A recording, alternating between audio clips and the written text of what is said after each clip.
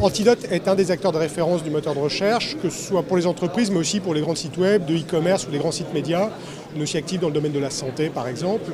Et on fait du moteur de recherche, en effet, mais pas que. On travaille aussi sur tout ce qui est valorisation des données, enrichissement des données, car il n'y a pas de bon moteur de recherche s'il n'y a pas de bonnes données.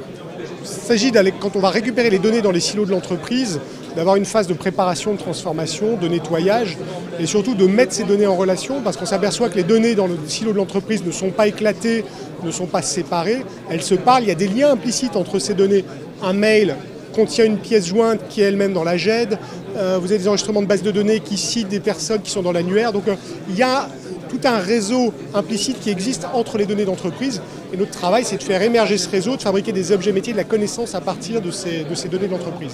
Il y a une grande transformation du web en ce moment. Ça fait plus de quelques années qu'elle est lancée. C'est une vague absolument sans précédent qui déferle, où le web se transforme en une gigantesque base de données, où les machines commencent à communiquer directement entre elles. On n'est plus seulement sur des pages pour les utilisateurs, mais les machines commencent à se partager de l'information.